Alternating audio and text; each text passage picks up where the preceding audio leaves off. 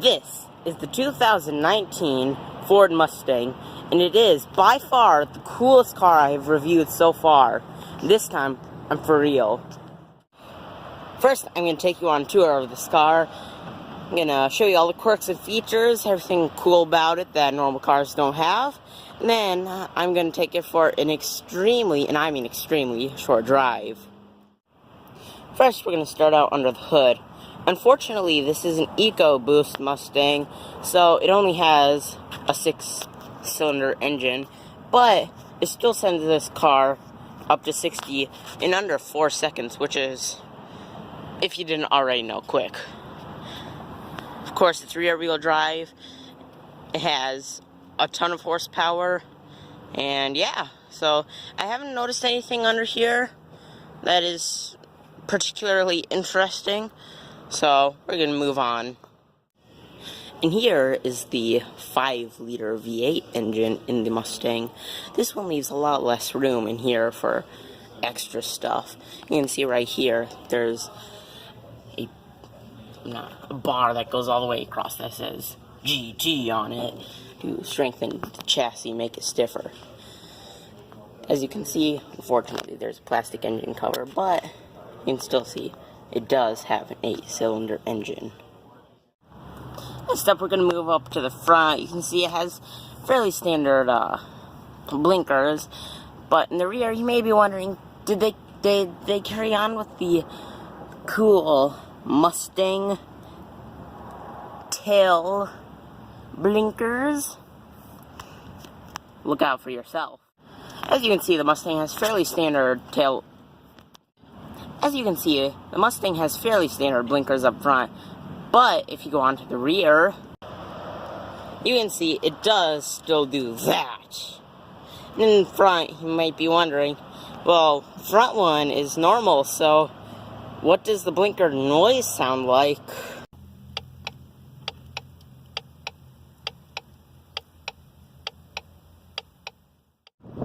But when you have the hazards on, they're just normal blinkers, unfortunately. As you can see, it does have full LED running in headlights, which is nice for a change. Next, we're going to move back to the back where you can see the Mustang horse right there. You're probably wondering, well, on the back of the GT, what is it? And you can see on the back of the GT, it just says GT, so you can tell that it is a GT. Next, we're going to move up to the gas port, where you can see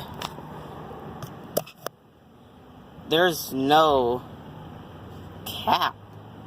Yeah, Ford's been doing this for a while now, and I think it is a very nice feature. You can see right here there's an air vent. That's fairly normal. There's an air vent over on the passenger side. That's also fairly normal.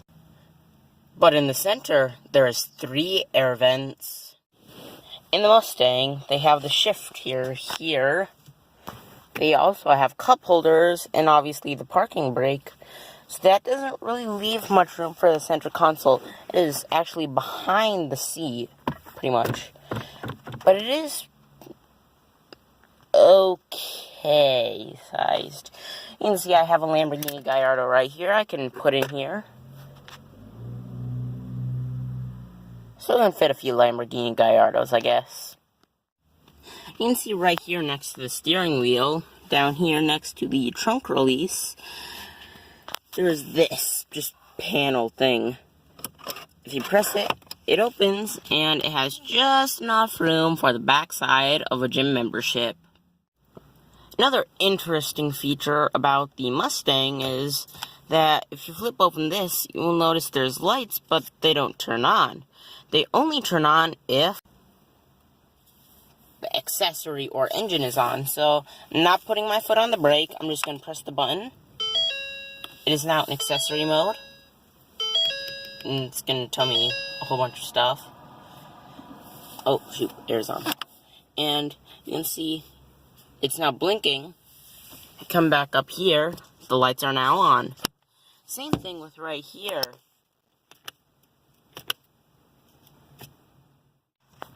Next up, we're going to move into the gauge cluster. You can see right in between them, there is a screen. It has all sorts of stuff. Cylinder head temperature. Who's ever going to look at this? I mean, seriously. You can also go like this, and you can see it like this if you want to. There's also my favorite, which is miles an hour.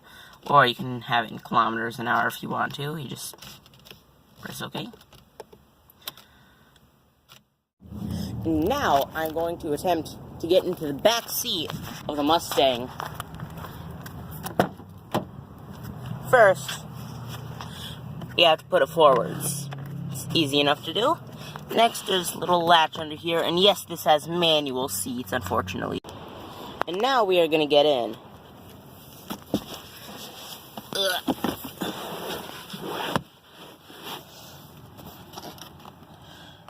There's a little lever that you press, and then you have to pull the strap. And the front seat is in a normal sitting position, and, yeah, you're not going to want to have to be in here for very long, or possibly however tall you are at all, because, yeah. So, just bring your own car if you're gonna be taking a ride with someone. You can also see there's this carbon fiber trim everywhere in this car. I don't think it's real, but if it is, sorry, Ford.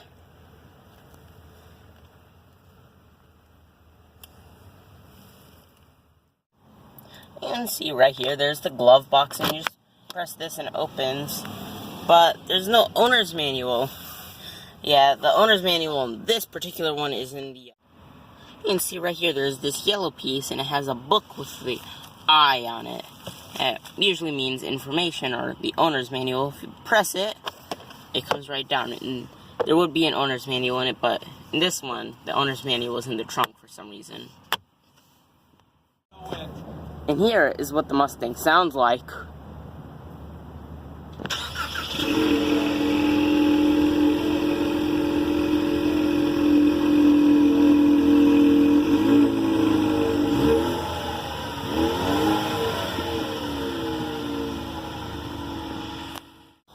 Huge thanks to Midland Ford, a dealership here in Midland, Michigan. I'll have their dealership linked in the description below.